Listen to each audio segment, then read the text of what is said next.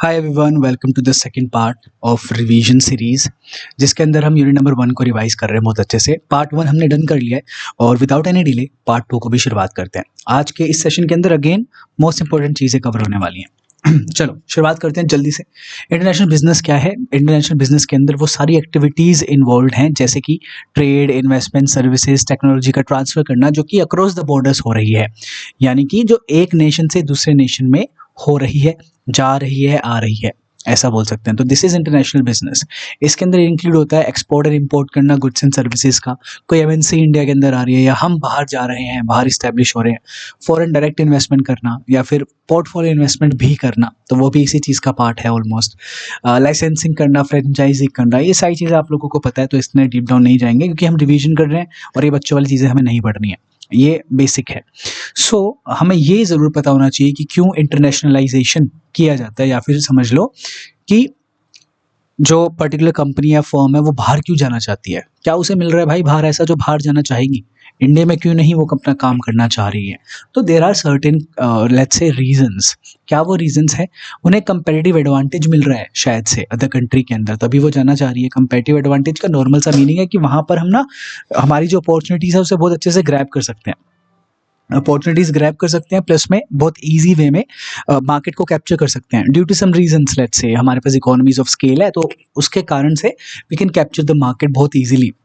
Domestic profitability ना decline हो रही है, तो दैट्स बेटर कि भाई हम लोग बाहर चलें, है ना। बाहर जाएंगे तो मार्केट हमारा इंक्रीज भी होगा। वी कैन हम कैटर कर सकते हैं बहुत सारे कस्टमर्स को। कंपेटिटर्स आर डूइंग इट, अगर हमारे कंपेटिटर्स भी कर रहे हैं, वो भी एक्सपैंड कर रहे हैं, तो लेट्स डू इट यार, हम भी करते हैं, वरना हम लोग पीछे रह जाएंगे। तो कॉप अप करने के लिए हम इंटरनेशनलाइजेशन करते हैं भाई, बाहर जाना चाहते हैं। हमारी रेपुटेशन बढ़ती है इस चीज़ से, हम अपॉर्चुनिटीज़ को कैपिटलाइज करना चाहते हैं, बाहर हमें डिमांड दिखाई दे रही है और हम उस चीज़ को फुलफिल कर सकते हैं, तो why not to do it. तो चलो भाई करेंगे, तो कर लो जी। डाइवर्सिफाई करना है, अगर आपको एक्सपैंड करना है, अगर आपको अलग अलग बिजनेसेस में जाना है और बाहर इस्टेब्लिश होना है, तो वो आप कर सकते हो। और इनडायरेक्टली आपको अलग अलग बेनिफिट्स भी देखने को मिलेंगे जो कि ऊपर लिखे हुए हैं, जैसे कि रेपुटेशन का बढ़ना डोमेस्टिकली, ठीक है। To gain knowledge of market and other clients you can go outside. Example के तौर पे अगर आपको नॉलेज ही गेन करनी है सिर्फ कि भाई बाहर मार्केट कैसा है, क्या सिनेरियो चल रहा है, कैसी डिमांड रहती है, लोगों के प्रेफरेंसेस क्या है, तो छोटे स्तर पे शुरू कर सकते हो और एक्सपोर्टिंग का इस्तेमाल कर सकते हो। एक्सपोर्टिंग करके you can gain knowledge of बाहर वाला मार्केट। ये चीज़ें हम आगे करने वाले हैं, मोड्स ऑफ एंट्री में करने वाले हैं कि भाई how many modes are there जिससे हम बाहर जा सकते हैं। तो वो मोड्स से क्वेश्चन आया हुआ है, वो भी हम करेंगे। तो इससे आपको ये समझना है पहले, अगर हम बिजनेस के पीओवी से समझे ना, अगर हमारा कोई बिजनेस है और हमें बाहर जाना है, तो हम क्या सोचेंगे? पहले हम ये सोचेंगे कि क्या हम कैपेबल हैं बाहर जाने के। तो हम हमारी कैपेबिलिटीज़ को, एबिलिटीज़ को इवेल्युएट करेंगे, मेजर करेंगे, सो एज टू नो कि भाई बाहर जा सकते हैं नहीं जा सकते हैं। ईजी, ये चीज़ों को आपको ध्यान में रखना है। तो एक फर्म, एक कंपनी अपने आप से ये पूछेगी कि क्या मैं कैपेबल हूँ, क्या मेरे पास इतने रिसोर्सेज हैं कि मैं बाहर जा सकूँ। सेकेंडली, कि मुझे क्यों बाहर जाना है, क्या ऐसी अपॉर्चुनिटी है जो मुझे कैपिटलाइज करनी है, ठीक है। थर्ड, कि कौन से मार्केट में मुझे जाना चाहिए, ठीक है, कौन से मार्केट में जाना चाहिए और कैसे मैं जाऊंगी, है ना। अब फर्म की बात हो रही है, तो कैसे मैं उस मार्केट के अंदर एंटर कर सकती हूँ, एक फर्म बोल रही है।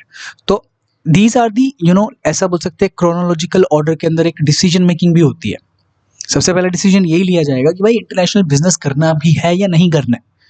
Getting my point. अब मैं ये क्यों बता रहा हूँ, क्योंकि यहाँ से क्वेश्चन आया हुआ है, जिन्होंने पहले दिए हैं अटेम्प्ट्स उन्हें पता है कि यहाँ से क्वेश्चन आया हुआ है। मैं एक बार आपको डायरेक्टली लेके चलता हूँ जल्दी से उस क्वेश्चन के ऊपर और आप आंसर करना, ठीक है। This is the question. Arrange the following strategic decisions in international business in proper sequence. Market selection decision, market को सिलेक्ट करना। International business decision, this is the first decision that you would be taking ना, कि भाई मुझे international business करना भी है या नहीं करना है। तो this is the first decision, जो कि थर्ड में और फोर्थ में है। उसके बाद आप एंट्री डिसीजन लोगे क्या, कि भाई मैंने समझ लिया है कि मुझे इंटरनेशनल बिजनेस करना है और अब मैं एंट्री डिसीजन ले लेता हूँ। नहीं, सबसे पहले आप मार्केट को सिलेक्ट करोगे कि which market to enter and then how to enter. तो दिस इज द सी वाला थिंग। तो पहले आएगा इंटरनेशनल बिजनेस का डिसीजन, उसके बाद मार्केट सिलेक्शन डिसीजन, फिर एंट्री एंड ऑपरेटिंग डिसीजन। उसके बाद क्या आप बंदों को ले आओगे, एचआर डिसीजन कर लोगे? नहीं, सबसे पहले आप अपना जो माल है जो आप वहाँ पर बेचोगे या सर्विसेज है जो वहाँ पर दोगे उसके बारे में चर्चाएं करोगे। तो मार्केटिंग मिक्स डिसाइड करोगे and then you will establish the entire organization there. ठीक है, अगर करनी है तो, या फिर जो भी आपने मोड का इस्तेमाल किया है तो उसके अकॉर्डिंगली फिर आप लास्ट में ये वाला डिसीजन लोगे। तो D is the last one. ठीक है, D is the last decision. तो आंसर आपका क्या हो जाएगा फिर? B A C. B A C third option is the right option. I hope so you have answered it. Done हो गया इतना? Done. Now why I B is important, कि यार बाहर जाना है मुझे तो मैं क्यों जा रहा हूँ बाहर? तो ये हमने ऊपर से पढ़ लिया कि भाई रेपुटेशन इंक्रीज होती है, हमें हमारी प्रॉफिटेबिलिटी इंक्रीज होएगी, हम कैप्चर कर पाएंगे बड़े बड़े मार्केट्स को, हमारा मार्केट शेयर बढ़ जाएगा, प्रॉफिट बढ़ जाएंगे, डाइवर्सिफिकेशन हो सकती है वगैरह वगैरह। तो ये भी कारण है आईबी के इंपॉर्टेंट होने के। Y international business is important, बाकी सारी चीज़ें पढ़ते हैं। हम बहुत अच्छे से ऑप्टिमाइज कर सकते हैं, यूटिलाइज कर सकते हैं रिसोर्सेज को। अगर हमारी कंट्री, हमारी फॉर्म ऐसी है जो कि बहुत अच्छे तरीके से बना पा रही है as compared to the other companies या फॉर्म्स जो कि दूसरे नेशन के अंदर है, तो हमारे पास एडवांटेज आ जाती है। May it be absolute advantage या कंपेरेटिव एडवांटेज, तो हमारे पास एडवांटेजेस निकल कर आती है। इसको हम कैपिटलाइज कर सकते हैं। इकोनॉमिक ग्रोथ होती है, डेवलपमेंट होती है, ये ओवरऑल ग्लोबली भी हो सकती है और नेशन की भी हो सकती है। ठीक है, तो it promotes GDP growth through exports. Exports को अगर आप बढ़ावा दे रहे हो तो इट एनहांसेस और it increases our GDP growth, increases national income. National income को बढ़ाती है, एम्प्लॉयमेंट को बढ़ाती है। या फिर आप ये समझ लो कि अगर आप इंटरनेशनल बिजनेस करते हो तो what are the advantages you might be having.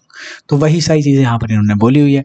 अब बच्चे जो हैं वो कंफ्यूज हो जाते हैं regarding in between globalization and international business. देखो, ग्लोबलाइजेशन क्या होता है? ग्लोबलाइजेशन होता है कि हर एक कंट्री को या मोस्ट ऑफ द कंट्रीज को कोशिश करना कि भाई इंटीग्रेट हो जाए, है ना, और पूरे ग्लोबल वर्ल्ड को एक ही यूनिट की तरह देखा जाए।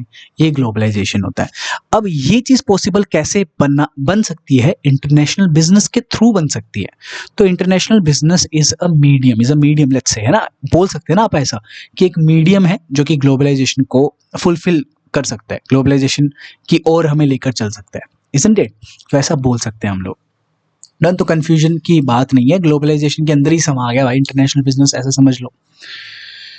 डन।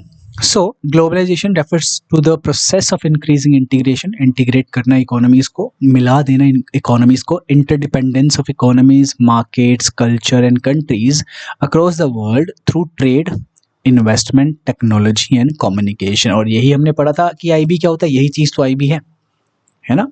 अक्रॉस द बाउंड्रीज क्या करना? ट्रेड, इन्वेस्टमेंट, टेक्नोलॉजी का ट्रांसफर करना, ये सारी चीज़ें करना। तो थ्रू इंटीग्रेट हो रहा है थ्रू इंटरनेशनल बिजनेस, तो वो ग्लोबलाइजेशन है। इजी। डन। अभी वापस चलते हैं, इंपॉर्टेंस और समझते हैं आईबी की। फॉरेन कैपिटल का एक्सेस दिलवाता है आईबी, इंटरनेशनल बिजनेस। आप ऐसे भी बोल सकते हो कि ये ग्लोबलाइजेशन भी करता है, वो गलत नहीं है, वो भी सही है। एम्प्लॉयमेंट जनरेशन करवाता है आईबी, करवाता है। टेक्नोलॉजी एडवांसमेंट करवाता है, जहाँ पे ज़रूरत थी टेक्नोलॉजी की तो बाय कर लिया अपन ने। ये तभी पॉसिबल हो सकता है कि जब आपकी ही कंट्री ओपन कंट्री हो, ठीक है, ओपन इकोनॉमी हो। ये भी आपको ध्यान रखना है। तो ग्लोबलाइजेशन यही बोलता है ना कि भाई अपने द्वार को, अपने डोर्स को ओपन कर दो। तो इंटर रिलेटेड है। Availability of goods and services, variety of goods and services हमें अवेल करवाता है, तो कस्टमर के पास ज़्यादा चॉइसेस होती है, दे कैन मेक चॉइसेस, जहाँ से उनकी सेटिस्फेक्शन इंक्रीज होती है। तो बेनिफिट प्रोवाइड करवा रहे हैं बेसिकली। तो these are the importance of IB, और इन्हीं को आप advantage of IB and advantage of globalization भी बोल सकते हैं। कंपटीशन एंड एफिशिएंसी को इंक्रीज करता है, प्रमोट करता है, जिससे प्रोडक्ट की क्वालिटी बढ़ती है, इनोवेशन आता है, कॉस्ट रिडक्शन होती है, कंज्यूमर तक बेनिफिट पहुंचता है। इंटरनेशनल कोऑपरेशन एंड रिलेशंस को स्ट्रेंथन करता है। इंटरनेशनल बिजनेस एक ग्लोबली पीस ओरिएंटेड माइंडसेट को निकाल कर लेकर आता है। हालांकि आज के ज़माने में तो क्या ही चल रहा है, आप लोगों को मालूम है। Specialization and economies of scale, countries specialize in what they do best. तो कंट्री स्पेशलाइज हो जाती है इन सारी चीज़ों के अंदर, और स्पेशलाइज होकर फ़ायदा क्या होता है उनको, उनका एक्सपोर्ट बढ़ता है बेसिकली। तो एक्सपोर्ट भी तो एक फ़ायदा ही है ना इंटरनेशनल बिजनेस का। Lead to large scale production and cost advantages, तो उन्हें ये एडवांटेज मिलती है। तो टिपिकली ये तुम्हें पता ही था, इतना ज़्यादा डीप डाउन अपने को जाना नहीं था, इस पर आ जाओ अब। ये डन होता है, मेरी रिस्पॉन्सिबिलिटी थी तुम्हें वो करवाना, इसलिए करवाया है, अदरवाइज मैं छुड़वा सकता था, मुझे पता है कि तुम लोगों को आता है। चल अब करते हैं what are the drivers of globalization. This is important क्योंकि यहाँ से PYQ आया है, तो इसलिए मैं यहाँ पर लेकर आया हूँ। उससे पहले फीचर्स कर लेते हैं ग्लोबलाइजेशन के। इसका क्या मतलब होता है ग्लोबलाइजेशन का, कि भाई पूरे ग्लोबल या वर्ल्ड को एक यूनिट की तरह ही ट्रीट करना। तो आप आराम से, free flow of goods and services होता है यहाँ पे, free movement of capital, labour वगैरह, फैक्टर ऑफ प्रोडक्शन का फ्री मूवमेंट होता है।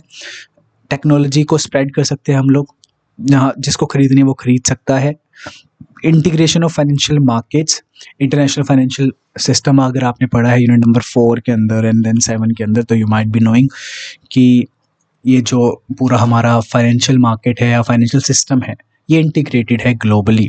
अगर USA में कुछ हो रहा है दिक्कतें, तो वो इंडिया को भी इम्पैक्ट करती है, और यही ग्लोबलाइजेशन का एक हार्मफुल इफेक्ट बन जाता है। Vulnerability of developing nations to the harmful effect of the these kind of things, है ना। अब जैसे कि जो हमारी इसराइल US इसराइल और ईरान कन्फ्लिक्ट चल रहा है, उसके बदौलत जो इम्पैक्ट हमें देखने को मिल रहे हैं, तो वो देखने को मिल रहे हैं ना इंडिया वगैरह पे, इंडिया, इंडोनेशिया, यहाँ इस साइड वाली जगहों पर बहुत देखने को मिल रहे हैं। तो ये क्या है, उस रीजन में ये चीज़ हुई है, उसका इम्पैक्ट आपको यहाँ पर भी देखने को मिला है, ड्यू टू ऑब्वियसली इंटरडिपेंडेंस। और यही चीज़ तो है ग्लोबलाइजेशन एक तरीके से।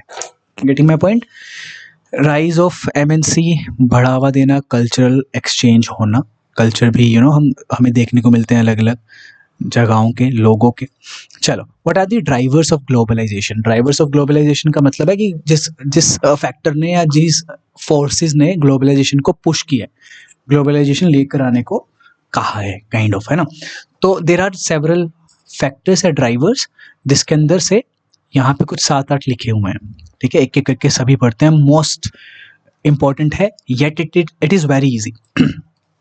थोड़ा जल्दी करवा रहा हूँ, मुझे निकलना है भाई, सुबह नहीं, अभी निकलना है, जिम निकलना है भाई, जल्दी जल्दी करवा। चलो लेट्स गो।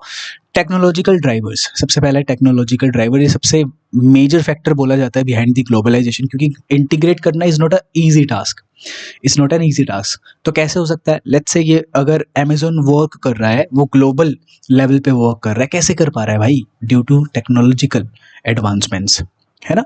अगर वो उसके पास नहीं होगी, टेक्नोलॉजी नहीं होगी, तो नहीं वर्क कर पाएगा, ठीक है। इसका इम्पैक्ट हमें क्या देखने को मिलता है, ज़्यादा तेज़ी से कम्युनिकेशन होती है, कॉस्ट रिड्यूस हो जाती है, रियल टाइम ग्लोबल कनेक्टिविटी हमें देखने को मिलती है।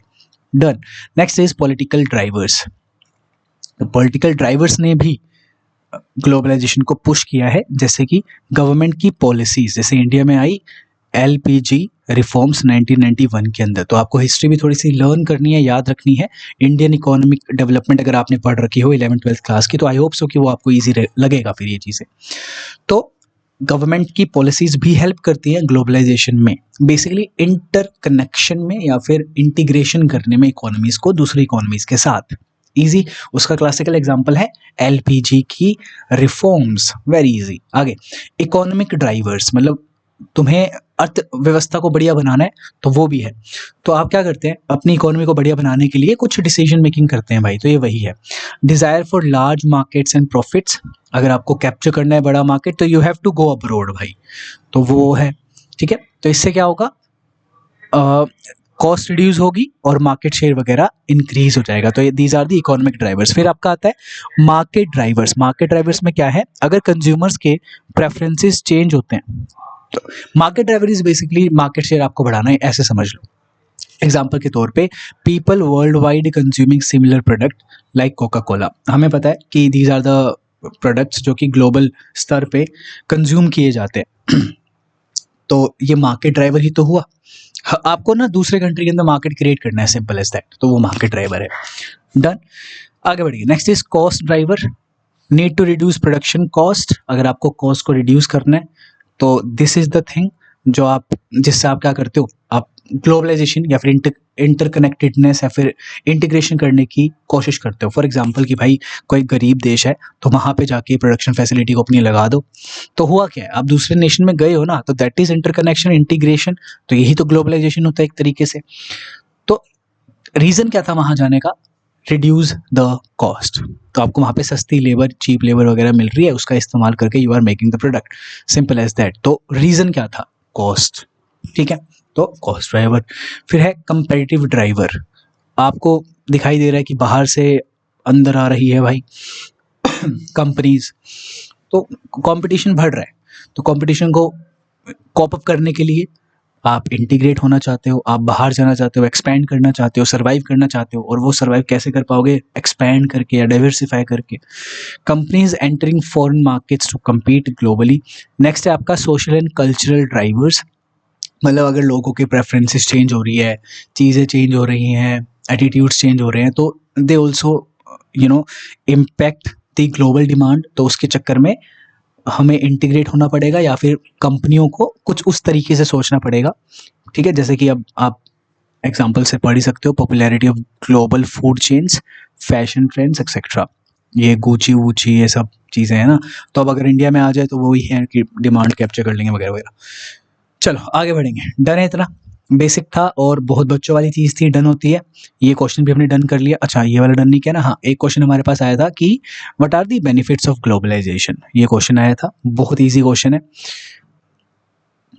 इसको करने से पहले हम करते हैं मेरिट और demerit of globalization. This is important.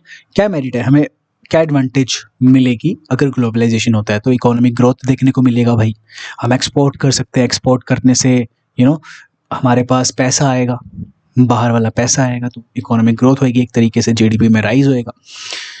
Employment opportunities create होगी, अगर बाहर से एमएनसीज अंदर आ रही हैं, कंपनीज अंदर आ रही हैं, तो यहाँ पे वो इस्टेब्लिश होंगी और हमें जॉब देखने को मिलेगी।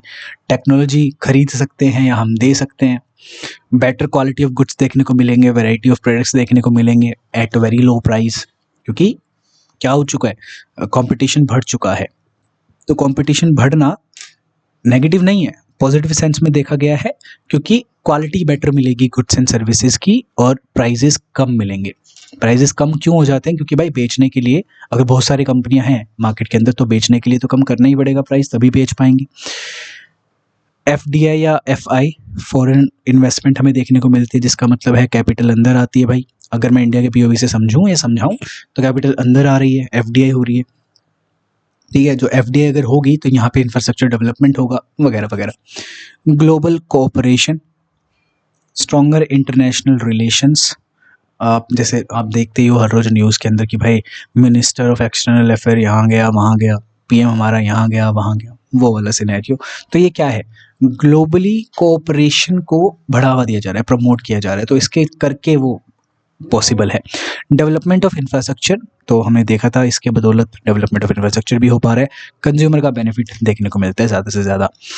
अब डीमेरिट में बचपन से हमने पढ़ा है कि भाई हमारी जो डोमेस्टिक इंडस्ट्रीज़ है वो सफ़र करती है थोड़ा सा, है ना। बाहर से एमएनसी आती है, उनके पास पैसा होता है, तो डोमेस्टिक इंडस्ट्री सफ़र करती है। कॉप अप करने के लिए गवर्नमेंट को इंटरवीन करना पड़ता है ना।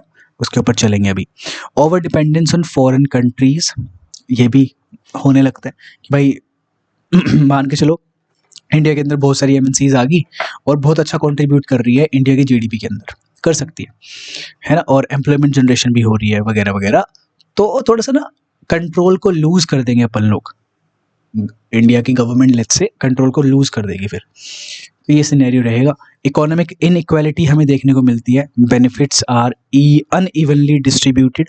एग्जाम्पल के तौर पे समझते हैं कि भाई एमएनसीज आ रही है and they are making products for the richer section of the society, महंगे महंगे ही बना रहे हैं प्रोडक्ट्स को, तो इनइक्वालिटी क्रिएट ही होगी, क्योंकि रिचर सेक्शन विल और can buy those product, poorer section of the society can not by the product, तो इनइक्वालिटी क्रिएट होती है। कल्चरल, या फिर आप इसको जॉब के पीओवी से भी समझ सकते हो कि भाई उस कंपनी के अंदर सिर्फ ऐसे बंदों को ही रखा जा रहा है जिनके पास ये वाली स्किल्स है, और मान के चलो ये वाली स्किल्स सिर्फ कुछ ही प्रतिशत लोगों के पास है, majority of the section of the society के पास वो वाली स्किल नहीं है, तो एक इनइक्वालिटी क्रिएट होती है। एनीवेज, कल्चरल इरोजन, जिसका मतलब है loss of local traditions and identity, मतलब वेस्टर्न कल्चर आ गया, मान के चलो अपन अपने रूट्स को ही भूले जा रहे हैं, वो वाला सिनेरियो। नेक्स्ट है एनवायरमेंटल डिग्रेडेशन, अगर बाहर से कोई कंपनीज वगैरह आ रही है तो they will use our natural resources, ठीक है, तो पेड़ वगैरह काटे जाएंगे, डिफॉरेस्टेशन होगा वगैरह वगैरह। एक्सप्लॉयटेशन ऑफ लेबर, यहाँ पे जनरली पता ही है आपको, चीप लेबर इज अवेलेबल, तो बाहर के देश की कंपनीज बहुत अच्छे से इस चीज़ को जानती है और बहुत अच्छे से इस चीज़ को कैपिटलाइज कर रही हैं। कैपिटल फ्लाइट रिस्क रहता है, कैपिटल फ्लाइट रिस्क का मतलब है if your economy is an open economy, तो बाहर से अंदर पैसा बहुत आसानी से आ सकता है, अंदर से बाहर पैसा बहुत आसानी से जा सकता है। तो जैसे ही ग्लोबली कोई कन्फ्लिक्ट हो जाता है, जैसे कि अभी आपको देखने को मिला और आपने न्यूज़ में भी पढ़ा कि NSE से बहुत सारे पैसे रातों रात बाहर की साइड चले गए, वही वाला सिनेरियो। तो कैपिटल फ्लाइट का रिस्क रहता है अगर कुछ भी ग्लोबल स्तर पे हो जाता है और वो इंडिया को इम्पैक्ट करता है, तो इंडिया से बाहर पैसा चला जाएगा, है ना, कैपिटल फ्लाइट जिसे बोलते हैं। थ्रेट टू स्मॉल बिजनेसेस, ये वही वाला है कि भाई डोमेस्टिक इंडस्ट्री हो, ये वो हो गया, आगे बढ़ेंगे। Income instability, exposure to global economic shocks से इनकम को इंस्टेबिलिटी हो सकती है, again related with the purchasing power, है ना।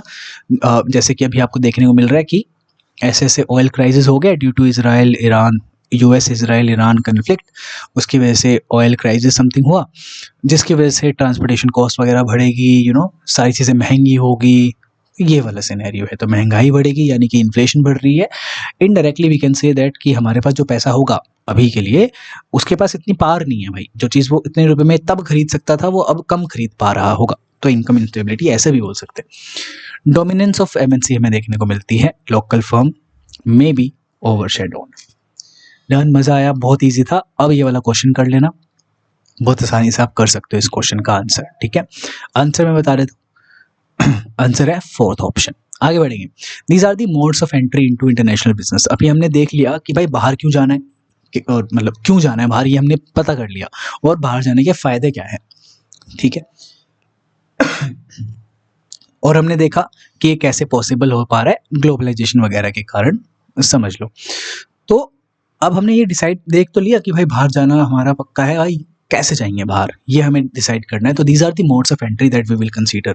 बहुत सारी मोड्स ऑफ एंट्रीज हैं जो कि आपको ध्यान में रखनी है, बहुत ईजी भी है समझना। यहाँ से PYQ भी आया हुआ है, जैसे पिगी पैकिंग से आया हुआ है, PYQ नीचे मैंने लिखवा भी रखा है, तो बहुत आसानी से आप देख सकते हैं इसको। जल्दी से करते हैं, खत्म करके चलते हैं आगे। First is exporting. एक्सपोर्टिंग का बेसिकली यही मतलब है, इंडिया के अंदर अगर आप प्रोड्यूस कर रहे हो और बाहर जाके, मतलब इंडिया के अंदर से ही आप बाहर एक्सपोर्ट कर दे रहे हो, बाहर पहुंचा रहे हो अपना माल, खुद बाहर नहीं जा रहे हो, यू आर टेकिंग बेनिफिट, या सॉरी हाँ, बेनिफिट या हेल्प ऑफ अदर नेशन का डिस्ट्रीब्यूशन चैनल, लेट्स से, तो वो एक्सपोर्टिंग हो गया। अब ये दो तरीके से हो सकता है, एक्सपोर्टिंग हो सकता है डायरेक्ट भी और इनडायरेक्ट भी। डायरेक्ट का मतलब है डायरेक्टली कंज्यूमर तक आप पहुंचा रहे हो, आपकी सारी रिस्पॉन्सिबिलिटी है।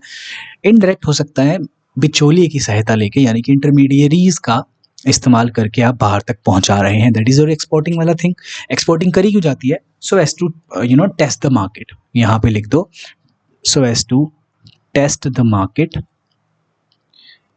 कि भाई बाहर डिमांड है या नहीं अपने इस चीज की, और to gain the knowledge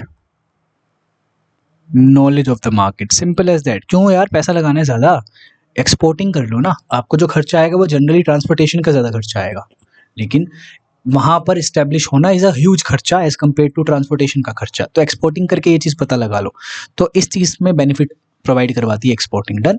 international investment में हमें FDI देखने को मिलेगी, FPI देखने को मिलेगा, दोनों का अलग सिनेरियो रहता है। FDI का मतलब है एक फाइनेंशियल वे, जिस वे में आप रियल एसेट्स को परचेज कर रहे होते हो फॉरेन में जाके या दूसरी कंट्री की। FPI क्या होता है? It is a financial way of having financial assets, of purchasing financial assets of a particular nation, ठीक है। अभी तो टिपिकली थोड़ा सा टेक्निकल हो गया। नॉर्मल वे में क्या है, FDI आप इसलिए करते हैं क्योंकि आपको ओनरशिप वगैरह चाहिए है, बाहर कंट्रोल इस्टेब्लिश आपने करना है, ठीक है। इसके क्लासिकल एग्जांपल हो गए होली ओन सब्सिडरी बाहर के देश में खोल लेने अलग से, है ना, तो FDI ही है वो, आपका टॉप लेवल मैनेजमेंट होगा, आप संभालोगे वहां पर सब कुछ। उसको रिवर्स करना इज अ औखा काम, मुश्किल काम है, तो आप रिवर्स नहीं कर पाएंगे, ठीक है, क्योंकि huge capital is required and is invested, तो दिक्कत है, आप रिवर्स नहीं कर पाएंगे। FPI क्या है? FPI का मेन मोटिव रहता है कि आपको रेगुलर ना इनकम कमानी है, तो आप क्या करते हैं, या तो आपने शेयर्स में पैसा डाल दिया, ज़्यादा नहीं, लेस देन 10% टोटल के फॉर्म में समझ लो, तो आपने लेस देन 10% शेयर्स खरीद लिए वहाँ के, तो आपको रेगुलर रिटर्न चाहिए, पूरा कंट्रोल इस्टेब्लिश नहीं करना, ओनरशिप नहीं चाहिए, तो आप एफपीआई करते हो, फॉरेन पोर्टफोलियो इन्वेस्टमेंट। इसके ऊपर हम नेक्स्ट क्लास के अंदर बात करने वाले हैं, पूरा अच्छे से पढ़ेंगे इन्वेस्टमेंट्स वगैरह को। अब जहाँ पर आपको कंट्रोल इस्टेब्लिश करना है, आपको चाहिए कि भाई लंबे समय तक वहाँ पर रहना है और आपका ही राज चले भाई, तो एफडीआई कर लो। आपको नहीं चाहिए राज वाज करना, आपको चाहिए बस नॉर्मल सा पैसा वैसा आ जाए अपने पास, और जब टाइम आएगा तो बाहर की साइड निकाल लेंगे अपन पैसा, लिक्विडिटी चाहिए अपने को, एफपीआई कर लो। तो कुछ सिचुएशंस होंगी जहाँ पर आपको एफडीआई बेनिफिट देंगी, कुछ सिचुएशन होंगी जहाँ पर आपको एफपीआई बेनिफिट देंगी, तो यू हैव टू डिसाइड कि भाई कैसे आपको एंटर करना है। फिर आता है wholly own subsidiary, basically FDI ही है, इसको मैं नहीं करवा रहा, वही समझ लो कि आपने एफडीआई करा है। नेक्स्ट आपका इंटरनेशनल स्ट्रेटेजिक अलायंस। अब इसको कंफ्यूज मत होना जॉइंट वेंचर से, हल्का फुल्का डिफरेंट रहता है। एक तरीके का जॉइंट वेंचर या फिर एक तरीके का स्ट्रेटेजिक अलायंस जॉइंट वेंचर है, लेकिन स्ट्रेटेजिक अलायंस पार्टनरशिप भी हो सकती है, और स्ट्रेटेजिक अलायंस में ज़रूरी नहीं है कि नया कोई एंटिटी बने। जैसे कि जॉइंट वेंचर में क्या होता है, एक नया एंटिटी बनता है, जैसे कि मारुति सुजुकी, एक आइडेंटिटी बन गया, एंटिटी बन गया, ठीक है, एक नई एंटिटी बन गया। तो जॉइंट वेंचर में एक नई एंटिटी बनती है जो कि एक एग्रीड अपॉन गोल्स को अचीव करने पे उनका ऑब्जेक्टिव रहता है। सिमिलरली स्ट्रेटेजिक अलायंस में कोई एज सच नहीं बन रही है नई एंटिटी, बट उनका जो गोल है वो अब कॉमन गोल पे आ जाते हैं वो लोग, और अचीव करने पे लगे रहते हैं, वो वाला सिनेरियो। फिर आता है आपका लाइसेंसिंग। यहाँ पे आप क्या देते हो, दूसरे वाली कंट्री की फर्म को लाइसेंस प्रोवाइड करवा देते हो कि भाई मेरा ये जो आईपीआर है, इंटेलेक्चुअल प्रॉपर्टी राइट्स, इनको आप यूज़ कर लो, और उसके बदले मुझे रॉयल्टी प्रोवाइड करवा देना time to time. Licensing. Franchising is a part of licensing, या फिर बोल सकते हैं it is a different kind of licensing, जिसके अंदर आप ब्रांड नेम, बिजनेस ऑपरेशंस, है ना, ऑपरेटिंग सिस्टम, ये सारी चीज़ें भी प्रोवाइड करवाते हो सामने वाली कंट्री की कंपनी को, और उसके बदले रॉयल्टी लेते हो, ठीक है। एग्जांपल आपको पता ही है, मैकडी वैकडी। नेक्स्ट आपका टर्न की प्रोजेक्ट्स। यहाँ पर क्या होगा, लेट्स से आपका एक कंस्ट्रक्शन आप वो कर रहे हो, कंस्ट्रक्शन का एक बड़ा सा प्लांट बना रहे हो या बनाना है, डैम्स वगैरह बनाने हैं लेट्स से, तो कोई कंपनी वगैरह आपके लिए बना के देगी, मतलब बनाएगी पूरा का पूरा, और तब जाके आपको हैंड ओवर कर देगी। दिस इज टर्न की प्रोजेक्ट्स, ठीक है। फिर है मैनेजमेंट कॉन्ट्रैक्ट्स। यहाँ पे कॉन्ट्रैक्ट दिया जाता है टू मैनेज दी फैसिलिटी या मैनेज द थिंग, जो भी है, जैसे कि होटल को मैनेज करना। तो लग्जमबर्ग के अंदर टाटा को बुलाया गया, टाटा वाले ताज होटल्स को बुलाया गया, बोला गया कि आपको एक कॉन्ट्रैक्ट दिया जा रहा है to manage this particular hotel. Ownership तो हमारे पास ही रहेगी जो लग्जमबर्ग के ओनर है, लेकिन मैनेजमेंट का कॉन्ट्रैक्ट आपको दिया जा रहा है, you have to manage it. तो ये मैनेजमेंट कॉन्ट्रैक्ट है। इसके बाद कॉन्ट्रैक्ट मैन्युफैक्चरिंग, कॉन्ट्रैक्ट दिया जा रहा है to manufacture something, contract manufacturing. Piggybacking is a part of exporting या काइंड ऑफ एन एक्सपोर्टिंग ही है ये, जहाँ पर आप क्या करते हो, जहाँ पर इंडिया की फर्म, लेट्स से नाम भी आपको पता ही है जो हमने पढ़ा हुआ है, डाबर लिमिटेड, ये बाहर के देश की डिस्ट्रीब्यूशन कंपनी को, डिस्ट्रीब्यूशन नेटवर्क वाली कंपनी का फ़ायदा उठाती है, ठीक है, कंपनी का फ़ायदा उठाती है, ताकि इसका जो प्रोडक्ट है वो उस पर्टिकुलर देश में पूरे जगह पे पहुंच जाए। तो ये जो डिस्ट्रीब्यूशन नेटवर्क वाली कंपनी होगी, ये ऑलरेडी इस्टेब्लिश्ड कंपनी होगी, इसका फ़ायदा उठाकर अपना प्रोडक्ट वहाँ तक पहुँचाया जा रहा है। Next is consortium. कंसोर्टियम का मतलब है ग्रुप बना लेना। You are making a group, you are मतलब कि बहुत सारी कंपनीज यहाँ पर मिलकर एक साथ आ रही है to do a particular project. Let's say Delhi metro को बनाना, तो कोई कुछ दे रहा है, कोई कुछ बना रहा है, तो ऐसे करके कंसोर्टियम। फिर आपका ई कॉमर्स क्या ही समझाऊँ, आपको पता ही है। Next is of shoring. Example इसका ले लो, अमेजोन, फ्लिपकार्ट, ये सारी चीज़ें। ऑफ शोरिंग मतलब आपकी कंट्री ये है और आप बाहर यहाँ पर किसी और कंट्री में लेट्स से जा रहे हो, एक अपना बिजनेस प्रोसेस को आउटसोर्स कर रहे हो, तो वो ऑफ शोरिंग भी होती है। मान के चलो कि आपने यहाँ पे प्रोडक्शन फैसिलिटी खोल ली है, बांग्लादेश में खोल ली है लेट्स से, तो वो ऑफ शोरिंग है। Done done. अब देखो, अब कोई क्वेश्चन भी मुझे आप लोगों को यहाँ पे करवाना था, ये रहा। इसके बाद एक छोटा सा टॉपिक आपका रहता है, वो डन करके आगे बढ़ेंगे। ये वाला क्वेश्चन करेंगे पहले। Which of the following are included in FDI. FDI में क्या चीज़ें आएंगी? Wholly own subsidiary, yes. Joint venture, wholly own subsidiary, तो डन हो गया। जॉइंट वेंचर क्या एफडीआई है? दो कंपनीज यहाँ पर मिल रही है। एक बार पॉज करेंगे, इन्वेस्टमेंट करना जीडीआर में। अब जीडीआर क्या है? Global depository receipt. Unit number 3 या 4 में आपने पढ़ा है बिजनेस फाइनेंस के अंदर, नहीं पढ़ा है तो पढ़ लेना जाके, प्लेलिस्ट के अंदर चीज़ अवेलेबल है। अगर आप लोग मेरे पेड स्टूडेंट्स नहीं हैं तो प्लीज़ मुझे कॉन्टैक्ट करो। अगर आपको रिकॉर्डेड सेशंस चाहिए हैं तो मिनिमल अमाउंट के अंदर यू कैन गेट इट, जहाँ पर बहुत अच्छे से पेपर 2 की प्रिपरेशन आप कर सकते हो कॉमर्स की for UGC net. Anyways, investment in GDR. GDR के अंदर इन्वेस्टमेंट करना बेसिकली ग्लोबली डिपॉजिटरी रिसीट होती है, denominated in generally in dollars, लेकिन अलग अलग करेंसीज के अंदर भी डिनोमिनेटेड हो सकती है। एक रिसीट है जो आपका क्लेम है बेसिकली कि आपने भाई फॉरेन कंट्री की कंपनी के शेयर खरीद रखे हैं। This is global depository receipt in a normal sense. तो ये क्या है? ये एफडीआई नहीं, एफपीआई ही है, ऐसा बोलेंगे। ये एफडीआई है, पता करके अभी आप बताएंगे। पहले देखते हैं आगे। एक्विजिशन करना, आपने खरीद लिया या एक्वायर कर लिया भाई दूसरी कंपनी को, तो ह्यूज अमाउंट लगेगा यहाँ पे। क्या तुम्हें लगता है कि डी होगा? Next is investment by FIIs. तो एफडीआई था और एफपीआई था। एफपीआई के अंदर एफआईआई भी आएगा, ध्यान रखेंगे। फॉरेन इंस्टीट्यूशनल इन्वेस्टर्स, बड़े बड़े जो इंस्टीट्यूशंस होते हैं दे आर इन्वेस्टिंग, जैसे म्यूचुअल फंड हो गया, पेंशन फंड्स हो गया या बैंक्स हो गए। इजी। तो ये तो नहीं होगा, ई नहीं होगा, जहाँ पर ई है उसे हटा दो, ये वाला हटेगा। उसके बाद बताओ अब ए और डी होगा क्या? ए और डी फिर आपको एक में ही दिखाई दे रहा है, then yes, fourth option is the right option. क्योंकि देखो ए तो होगा ही होगा, ए और बी होंगे ही होंगे। देन आपका आ गया डी। डी क्या है? Yes, D is also an FDI. Acquisition या एक्वायर करना किसी फर्म को requires a huge amount and plus आपको वहाँ पे ओनरशिप वगैरह भी आपके पास आ जाएगी। डन है। एक पीवाईक्यू और आया हुआ है रिगार्डिंग पिगी बैकिंग। देखो क्या बोला गया है। एक्सपोर्टिंग फर्म जो है, जैसे कि अभी यहाँ पर डाबर थी, is termed as rider where the other firm with an established distribution channel in the target country is termed as carrier. ठीक है, तो डाबर राइडर होगी और डिस्ट्रीब्यूशन चैनल वाली जो फर्म है दूसरी वाली कंट्री के अंदर वो कैरियर हो गई। इस फिनोमिनन को क्या बोलते हैं? पिगी बैकिंग बोलते हैं।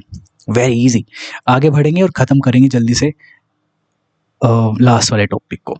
ठीक है, अभी मैंने आपको ना ऊपर बताया था कि बहुत अच्छे से हम लोग इंटरनेशनल बिजनेस कर रहे हैं, ठीक है, और बढ़ावा भी दे रही है यहाँ पे गवर्नमेंट भी। तो गवर्नमेंट पॉलिसीज़ वगैरह भी निकालती है कि भाई करो, लेकिन इतने उन्हें खुली छूट भी नहीं दे देती है कि आप इंटरनेशनल बिजनेस बहुत अच्छे से कर सकते हो। रेगुलेट करना बहुत ज़्यादा ज़रूरी हो जाता है ताकि आप नेशनल इंटरेस्ट को बचाए रख सकें, आप इकोनॉमी को बचाए रख सकें, है ना।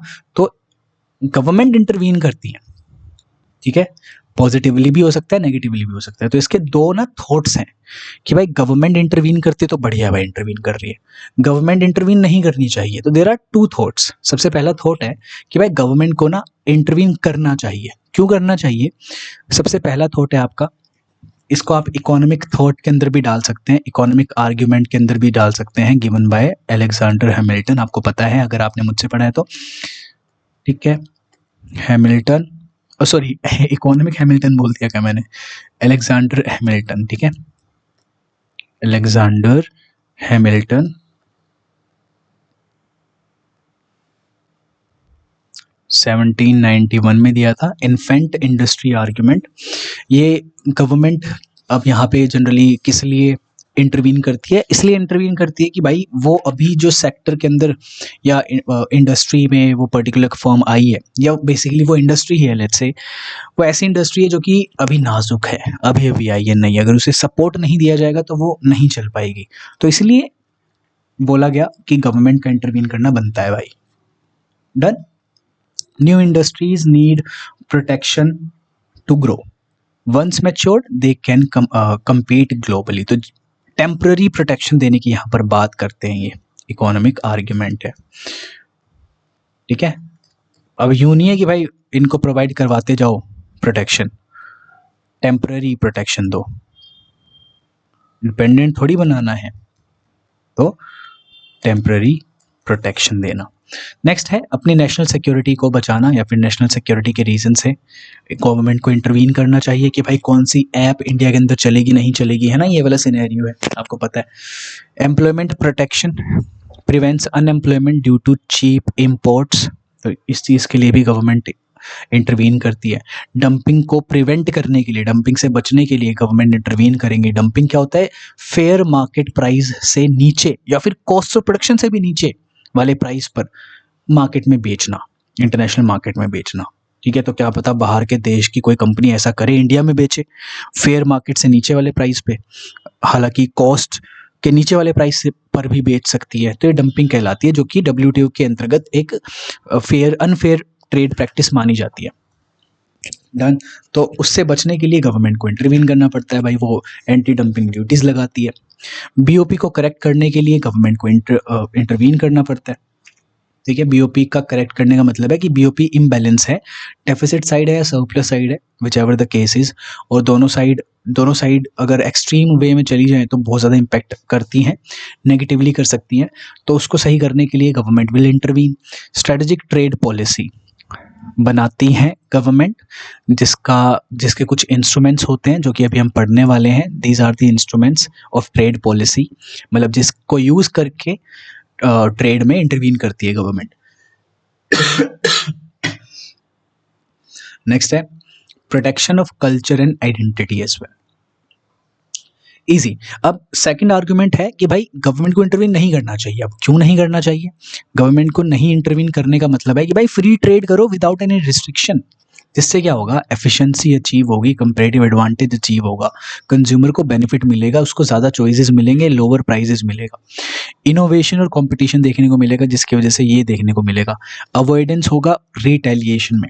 मतलब ट्रेड बैरियर्स में लीड टू ट्रेड वॉर्स। तो ट्रेड बैरियर्स तब होंगे ना जब गवर्नमेंट इंटरवीन करेगी। अब गवर्नमेंट इंटरवीन ही नहीं कर रही है, फ्री फ्लो है सारी चीज़ों का, तो रिटेलिएशन को हम अवॉइड कर सकते हैं। ठीक है, लेकिन ये ज़रूरी भी है। बट बस हम सिर्फ 2 थॉट्स पढ़ रहे हैं, ध्यान रखोगे। Reduced corruption and bureaucracy, government ही नहीं है, लेस गवर्नमेंट कंट्रोल तो fewer inefficiencies, global economic integration हो पाएगा बहुत अच्छे से। ठीक है, तो बेसिकली क्या रहने वाला है? सबसे बेस्ट डिसीजन कि एक बैलेंस्ड वे में चलो, गवर्नमेंट इंटरवीन करे, ठीक है, लेकिन लिमिटेड वे में इंटरवीन करें। अगर ज़्यादा इंटरवीन कर देगी तो इनएफिशिएंसी देखने को मिलेगी, अगर कम इंटरवीन करेगी तो डोमेस्टिक इंडस्ट्री सफ़र करने लगेगी। तो बेस्ट अप्रोच है कि भाई स्ट्रेटेजिक सेलेक्टिव इंटरवेंशन लेकर आए। ठीक है, अब जैसे यहाँ पे लिखा हुआ है एग्जाम राइटिंग टिप, तो आप इस चीज़ को ना असिस्टेंट प्रोफेसर के एग्जाम्स होते हैं सब्जेक्टिव वाले, उसमें यूज़ कर सकते हैं ऐसी ऐसी चीज़ों को। एनीवेज, अब आते हैं दीज आर द इंस्ट्रूमेंट्स जिससे गवर्नमेंट ना ट्रेड को कंट्रोल कर सकती है या फिर इन्फ्लुएंस कर सकती है। 2 तरीके होते हैं, एक होता है टैरिफ बेस्ड और एक होता है non tariff based. Tariff based का मतलब है टैक्स जो इम्पोज करते हैं गवर्नमेंट वगैरह। ठीक है, अगर हम कोई चीज़ इंपोर्ट कर रहे हैं बाहर से और उसके ऊपर कुछ टैक्स इम्पोज है तो वो टैरिफ कहलाएगा। जनरली कस्टम ड्यूटीज़ वगैरह बोली जाती है और अलग अलग टाइप्स की होती है, अभी हम बात करने वाले हैं। और दूसरा टाइप है हमारा नॉन टैरिफ बैरियर्स, NTBs भी से बोलते हैं, जिसके अंदर टैक्स नहीं है इन्वॉल्व एज सच। ठीक है, ऊपर चलते हैं फिर से। यहाँ से क्वेश्चन आया हुआ है तो ध्यान रखेंगे, मैच द फॉलोइंग का। तो different types of tariffs are there. सबसे पहला है एड वैलोरम टैरिफ, जो कि चार्ज होता है as a percentage of value. जैसे कि अगर आप एक कार को इंपोर्ट कर रहे हो तो उसका 10%। ठीक है, डन। 10 लाख की कार थी और 10% उस पर लगा दिया, एड वैलोरम, वैल्यू पे, वैलोरम से वैल्यू याद रखेंगे। Specific tariff which is fixed in nature, fixed amount per unit, जैसे कि 100 रुपीज़ पर kg, तो ये स्पेसिफिक टैरिफ है which is fixed. Compound tariff, इन दोनों का कॉम्बिनेशन बन जाएगा। ठीक है, फिर आता है protective tariff, high tariff to protect domestic industries. ये काइंड ऑफ टैरिफ अगर लगता है डोमेस्टिक इंडस्ट्रीज को प्रोटेक्ट करने के लिए, अगर कोई स्पेसिफिक टैरिफ लग रहा है तो that is known as protective tariff, तो वो हाई टैरिफ होता है। फिर आता है revenue tariff, imposed mainly to generate government revenue, मतलब सोल पर्पस इनका क्या था कि भाई रिवेन्यू को ना बढ़ाना था गवर्नमेंट के लिए, तो अपन ने टैक्स को इम्पोज कर दिया, टैरिफ को इम्पोज कर दिया। फिर आती है एंटी डंपिंग ड्यूटी।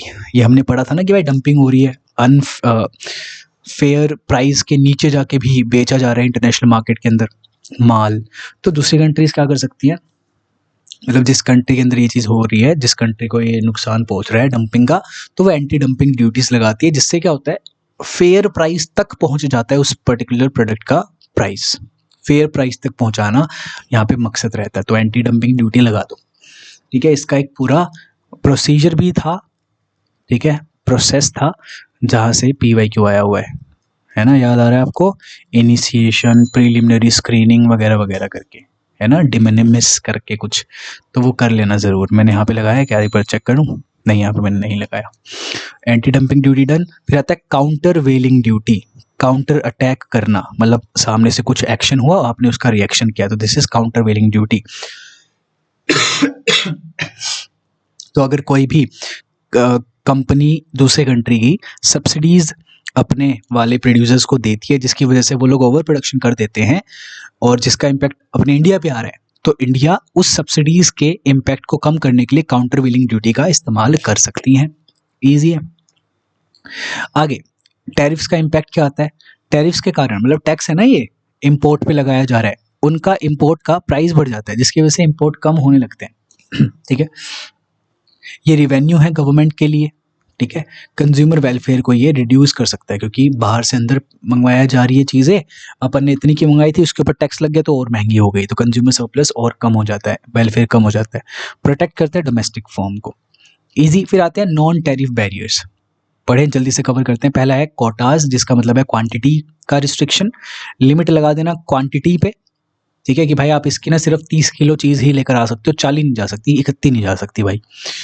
तो टाइप्स ऑफ कोटाज कितना हो गया? इंपोर्ट कोटा या टैरिफ रेट कोटा। ठीक है, एक लिमिट तक टैरिफ लगाया जाएगा, low tariff up to the limit, उसे बोलते हैं टैरिफ रेट कोटा, और उसके आगे जैसे कि 10 किलो के बाद हायर आपको टैरिफ देना पड़ेगा, तो this is tariff rate quota. Done. Import quota की भाई इतने ही केजीज का आप इंपोर्ट कर सकते हो, 30 केजीज या जितना भी है।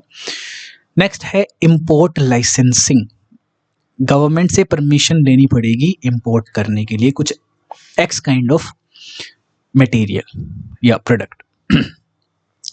टाइप्स हो गया automatic licence, non automatic licence, किसी चीज़ में ज़रूरी रहता है, किसी चीज़ में ज़रूरी नहीं रहता है लाइसेंस। नेक्स्ट है वॉलेंट्री एक्सपोर्ट रिस्ट्रेंट, मतलब खुद से एक्सपोर्ट पर रुकाव लगाना। अब कोई कंट्री पागल थोड़ी ना कि खुद से एक्सपोर्ट पर, अपने एक्सपोर्ट बढ़िया चल रहे थे उन पर रोक लगा रही है खुद से, पागल नहीं है। This is due to certain reasons. मान के चलो दो कंट्री के अंदर कुछ है का मतलब है बॉन्डिंग बढ़िया है, तो दूसरे वाली कंट्री बोल सकती है कि मेरी वाली कंट्री के अंदर, दूसरे वाली कंट्री की गवर्नमेंट बोल सकती है कि मेरी वाली कंट्री के अंदर दिक्कत हो रही है due to imports, due to increase in imports, मतलब हमारे लिए तो एक्सपोर्ट ही है ना, वो इनके लिए तो इंपोर्ट है ना। तो ये वाली कंट्री सामने वाली कंट्री से रिक्वेस्ट करती है कि ऐसे ऐसे करो, तो सामने वाली कंट्री, इन दोनों का डिप्लोमेटिक रिलेशन अच्छा है, तो ये वाली कंट्री बोलती है कि ठीक है रोक लेते हैं, तो वॉलेंट्री एक्सपोर्ट रिस्ट्रेंट्स। फिर आता है technical barriers to trade and sanitary and phytosanitary measures. These two are the administrative policies which are hard to abolish. मतलब इनसे बचना मुश्किल है ना, एडमिनिस्ट्रेटिव पॉलिसीज ये होती है। टेक्निकल बैरियर्स टू ट्रेड का मतलब है कि इंडिया के अंदर अगर कोई माल आएगा ना, तो उसकी क्वालिटी ऐसी होनी चाहिए, ऐसी सेफ्टी होनी चाहिए और ऐसा पैकेजिंग स्टैंडर्ड होना चाहिए। अगर इससे नीचे वाला कुछ है तो we will not accept it. ये जनरली बाहर के देशों में ज़्यादा होता है ना। केस आपने पढ़ा होगा MDH वगैरह का, वो इससे रिलेटेड था। हेल्थ स्टैंडर्ड्स, ठीक है, सैनिटरी एंड फिटो सैनिटरी, मुझे इतना ध्यान नहीं आ रहा बट मैंने ऐसे न्यूज़ में सुना था, तो वो आप देख लीजिएगा। ठीक है, सैनिटरी एंड फिटो सैनिटरी से आपको हेल्थ रिलेटेड समझना पड़ेगा। हेल्थ रिलेटेड उसके अंदर जो इंग्रेडिएंट्स अगर यूज हुए हैं ऐसे वाले जो कि अलाउड नहीं थे, और वो आप इंपोर्ट नहीं कर पाएंगे, फिर समझ गए, वो वाला सिनेरियो। डन। नेक्स्ट है एम्बार्गो। एम्बार्गो का मतलब है कंप्लीट बैन लगा देना ट्रेड पर किसी और कंट्री के साथ। ये चीज़ हमें देखने को मिली थी, यहाँ पे ऑयल वाली कंट्रीज थी with USA around 1970s 80s के अराउंड, जब USA एक पर्टिकुलर कंट्री को सपोर्ट कर रहा था इन कन्फ्लिक्ट, तो ऑयल वाली कंट्रीज ने एम्बार्गो लगा दिया था भाई। ठीक है, लोकल कंटेंट, मतलब ये एक्सट्रीम है, this is the extreme nature of the trade related barriers. Local content requirement का मतलब है कि आपको लोकली उठाना पड़ेगा कुछ कंटेंट या कुछ इनपुट या कुछ रॉ मटेरियल, है ना। अगर आपका प्रोडक्ट बन रहा है तो उसके अंदर से 20% इनपुट अपना होना चाहिए, इंडिया का होना चाहिए, तभी आप यहाँ पर आ पाओगे, वरना नहीं आ पाओगे। ठीक है, फिर है administrative delays, deliberate delays in custom clearance, तो this is also a tool या फिर एक टेक्निक जिससे आप ट्रेड रिस्ट्रिक्शन लगा सकते हो ट्रेड पे। डन। फिर आता है आपका subsidies, again an important part.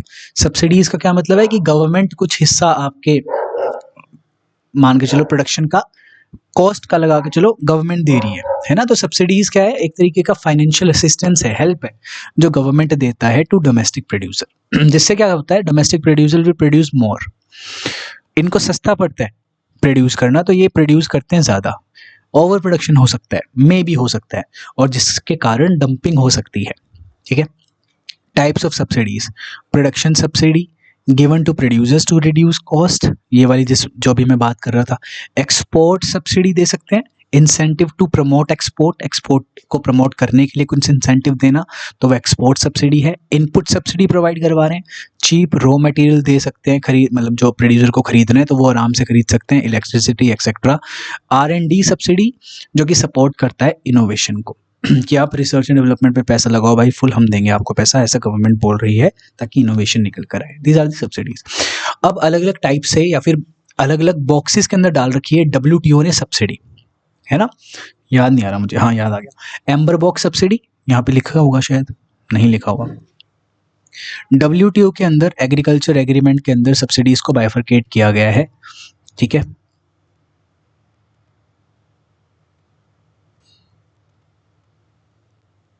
Into 3 boxes generally, है ना।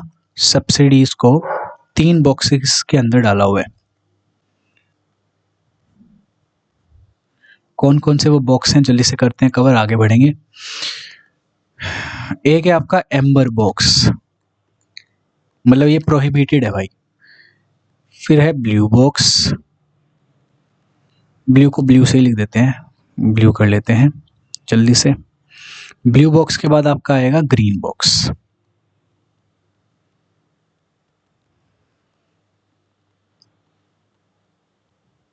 ग्रीन बॉक्स, ठीक है, करें जल्दी, चलो। नाउ एम्बर बॉक्स ऐसी सब्सिडीज को रखता है अपने अंदर जो कि WTO ने बोला है कि प्रोहिबिटेड है भाई, नहीं ये मत दो। ये सब्सिडीज क्या करेंगी, डिस्टॉर्ट करेंगी प्रोडक्शन को, विल डिस्टॉर्ट ट्रेड। ठीक है, तो इट इज नॉट अलाउड। ये ग्रीन बॉक्स सब्सिडी ऐसे सब्सिडीज हैं विच आर अलाउड, मतलब ये डायरेक्ट हेल्प नहीं है, बस छोटी मोटी हेल्प है, ठीक है, by the government to the domestic producers, जो कि अलाउेबल है, अलाउड। ब्लू बॉक्स सब्सिडी क्या है, ब्लू बॉक्स सब्सिडी कॉम्बिनेशन है किस चीज का, एम्बर बॉक्स सब्सिडी का प्लस कंडीशंस का। एक लिमिट लगा दिया, एक लिमिट लगा दी किस चीज पे, प्रोडक्शन पे, कि आप इससे ज्यादा नहीं बना पाओगे, आपको हम सब्सिडी दे रहे हैं लेकिन 30 किलो से ज्यादा नहीं बनाओगे भाई, कहने का मतलब है ना। तो लिमिट द प्रोडक्शन, तो इट इज सर्टेन लिमिट तक allowed, allowed if condition met. ये आपको ध्यान में रखना है, एम्बर बॉक्स से क्वेश्चन आया था। डन है। फिर आता है और भी टाइप के टूल्स, जैसे कि हमारे पास है एक्सचेंज रेट पॉलिसी, है ना। डिवैल्यूएशन का यूज करके, डिवैल्यूएशन का मतलब है गवर्नमेंट खुद ब खुद जानबूझ के अपनी करेंसी की वैल्यू को डेप्रिशिएट कर रहा है ताकि एक्सपोर्ट और इंपोर्ट में कुछ ना कुछ कर सके। सिमिलरली रिवैल्यूएशन करना, अपने करेंसी की वैल्यू को बढ़ाना। एक्सचेंज कंट्रोल्स, रिस्ट्रिक्ट करना फॉरेन करेंसी यूजेज को, एक्सचेंज कंट्रोल्स इसे बोलते हैं। इन्फ्लुएंस करेगा एक्सपोर्ट एंड इंपोर्ट को, अफेक्ट करेगा BOP को। डन है। फिर आता है एक्सपोर्ट प्रमोशन मेजर्स, जो टूल्स हम यूज करते हैं टू एनकरेज दी एक्सपोर्ट्स, मतलब जो गवर्नमेंट यूज करती है। टैक्स इंसेंटिव प्रोवाइड करवाना, स्पेशल इकोनॉमिक जोन्स का प्रोवाइड करवाना, एक्सपोर्ट फाइनेंसिंग का प्रोवाइड करवाना, मार्केटिंग असिस्टेंस का प्रोवाइड करवाना। डन है, इजी है। नेक्स्ट, इंपोर्ट सब्स्टिट्यूशन पॉलिसी का यूज करना, जिसके अंदर क्या है, आप इंपोर्ट को बोल रहे हो, इंपोर्ट ना करने को बोल रहे हो, तो उसके चक्कर में आप क्या कर देते हो, टैरिफ ज़्यादा लगा रहे हो, कोटास को लगा रहे हो, सब्सिडीज कम दे रहे हो, तो इनका इस्तेमाल आप कर रहे हैं। काम आप सब्सिडी ज़्यादा दे रहे हो ताकि एक्सपोर्ट बढ़े, इंपोर्ट कम हो जाए।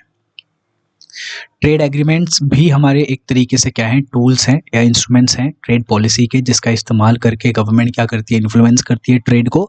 तो आप यहाँ से पढ़ सकते हैं। बाकी ये एग्रीमेंट वगैरह हम नेक्स्ट टू नेक्स्ट वाले पार्ट के अंदर कवर करेंगे। डन। फिर आपका एक आता है state trading. Government directly engage होती है ट्रेड के अंदर, ठीक है। इसका पर्पस रहता है कंट्रोल करना गुड्स को, स्ट्रेटेजिक गुड्स को, जो कि इसेंशियल गुड्स होते हैं। Done, this is done. अपना डंपिंग भी अपन ने डन कर लिया। डंपिंग पे थोड़ा सा और 2-3 चीज़ें कर लेते हैं। डंपिंग के टाइप्स कर लेते हैं। डंपिंग आपने समझ ली थी क्या हो गया, बिलो फेयर प्राइस पे अपन लोग बाहर इंटरनेशनल मार्केट में बेच रहे हैं या बाहर वाले बेच रहे हैं इंटरनेशनल मार्केट पे, जिससे हार्मफुल इम्पैक्ट पड़ रहा है, which is prohibited in WTO की टर्मिनोलॉजी, वहाँ पे प्रोहिबिटेड है। इसके टाइप्स कितने हैं? टाइप्स इसके हैं परसिस्टेंट डंपिंग। परसिस्टेंट डंपिंग, देखो यहाँ से क्वेश्चन आया हुआ है तभी टाइप्स करवा रहा हूँ, वरना नहीं करवाता। प्रीडेटरी डंपिंग, बहुत इजी है, कुछ मुश्किल नहीं है इसके अंदर। प्रीडेटरी का मतलब आप समझते ही हैं, प्रीडेटरी बिहेवियर मतलब सामने वाले को गिराना है, बस वो वाला बिहेवियर है। परसिस्टेंट डंपिंग का मतलब होता है कंटिन्यूसली आप डंपिंग करे जा रहे हो। प्रीडेटरी डंपिंग का मतलब है सामने वाले को गिराने के लिए आप डंपिंग कर रहे हो। फिर आता है स्पोरेडिक डंपिंग। डोमेस्टिकली आपने बहुत ज़्यादा प्रोडक्शन कर लिया, स्पेसिफिक प्रोडक्ट का ज़्यादा हो गया आपके पास, माल सप्लाई ज़्यादा है और आपको चाहिए कि आप डोमेस्टिकली प्राइजेस को हिला के ना रखो, तो आपने क्या किया, बाहर के देशों में डंप करना चालू कर दिया। तो स्पेसिफिक पर्पस जानेंगे ना क्या था कि भाई ओवर प्रोडक्शन हुआ है और इंडिया के अंदर मैं स्टेबल रखना चाहता हूँ प्राइस, तो आपने बाहर कर दिया भाई, डंप कर दिया। तो एक्सेसिव माल को बाहर डंप कर देते हैं, सुपरएडिक डंपिंग। और फिर आपका लास्ट है रिवर्स डंपिंग। रिवर्स डंपिंग क्या है? इसका डंपिंग का अपोजिट यार, आप इंडिया के अंदर सस्ते दामों पे बेच रहे हो और इंटरनेशनल मार्केट में महंगे दामों पे बेच रहे हो। मज़ा आया पढ़ के? That's it everyone, that's it. इतना डन कर लिया। नेक्स्ट लेक्चर में और चीज़ें पढ़ने वाले हैं। देखो ऐसे करते करते पढ़ोगे तो चीज़ें कम भी लगेंगी, प्लस में याद भी रह जाएंगी कि किस पार्ट में क्या पढ़ा है, ठीक है। अब ज़्यादा टाइम नहीं लूँगा, नेक्स्ट लेक्चर में मिलते हैं अपन लोग। ब्लर होगा क्या मैं? कोई बात नहीं, नेक्स्ट लेक्चर में मिलते हैं। लेकिन लेक्चर में मिलने से पहले कुछ चीज़ें बता देता हूँ आप लोगों को। वो चीज़ें क्या हैं कि अगर आप लोग नए हैं चैनल पे और अगर आप नए नहीं भी हैं तो प्लीज़ ध्यान रखो कि प्लीज़ लाइक कर दिया करो। कमेंट अगर कुछ भी करना है पॉजिटिव और नेगेटिव वो you can comment down below, ठीक है, आई लुक इनटू इट। और अगर आपने ज्वाइन नहीं किया है मेरा चैनल एज अ मेंबर, आप ज्वाइन कर सकते हैं, वहाँ पर अवेलेबल है ज्वाइन का बटन। आप फाइनेंशियली भी हेल्प कर सकते हैं, वहाँ पर थैंक्स का एक बटन आता है, उसके थ्रू भी हेल्प कर सकते हैं। And please follow me on Instagram and other social media, जो कि आपको लिंक सारे डिस्क्रिप्शन के अंदर अवेलेबल होंगे। Thank you so much everyone for joining. I will see you in the next session. Thank you.